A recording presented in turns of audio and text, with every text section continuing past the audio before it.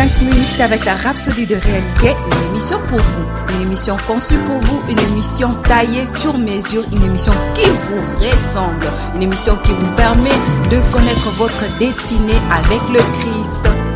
Bonjour, bienvenue dans notre émission 5 minutes d'édification avec la Rhapsodie des réalités.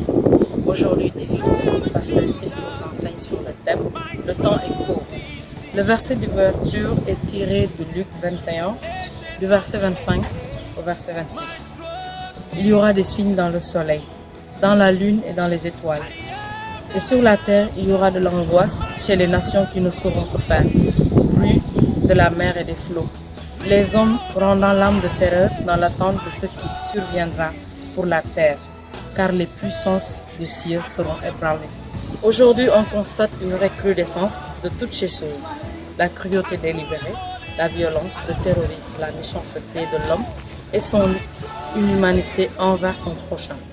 Les statistiques montrent que non seulement le monde est plus méchant, mais aussi dans une situation plus désespérée. La pression de la vie est plus forte aujourd'hui que jamais auparavant. C'est une indication claire que nous sommes dans les derniers jours, dont Jésus nous a donné un indice.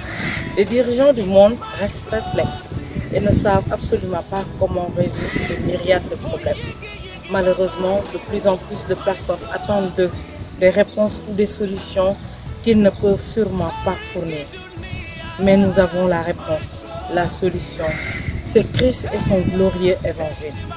Jésus a dit, cette bonne nouvelle du royaume sera prêchée dans le monde entier pour servir de témoignage à toutes les nations.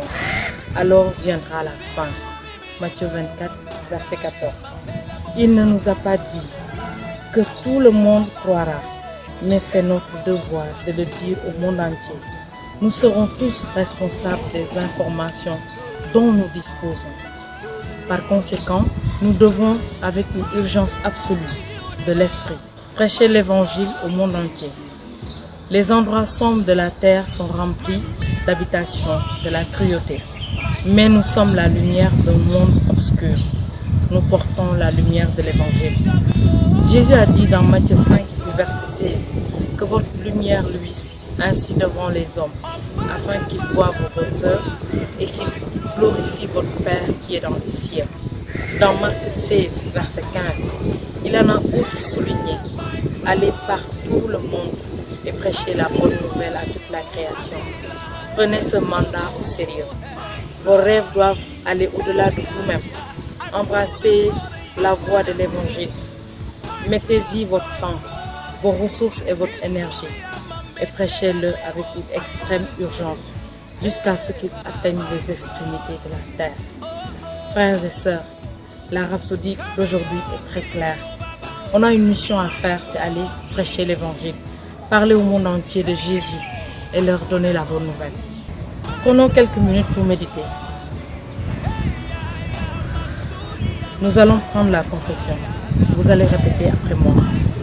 Cher Père, je te remercie pour le privilège de prêcher et de proclamer l'évangile, qui est ta puissance de salut pour tous les hommes.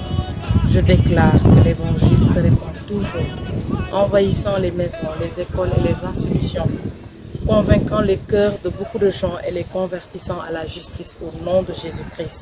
Amen. Des études approfondies, vous les trouverez dans Psaume 67 du verset 2, Marc 16, verset 15 à 16, 2 Timothée du verset 4 au verset 2. Nous croyons que vous avez été bénis par ce message. Nous vous invitons à faire de Jésus-Christ le Seigneur de votre vie en disant cette prière. Seigneur Jésus, viens dans mon cœur et deviens le Seigneur de ma vie. Je reçois la vie éternelle dans mon esprit. Et selon Romains 10, 9, si tu confesses de ta bouche le Seigneur Jésus, et si tu crois dans ton cœur que Dieu l'a ressuscité de mort, tu seras sauvé. Je déclare que je suis sauvé, je suis né de nouveau, je suis un enfant de Dieu. Maintenant, j'ai Christ qui demeure en moi. Félicitations, vous êtes maintenant un enfant de Dieu.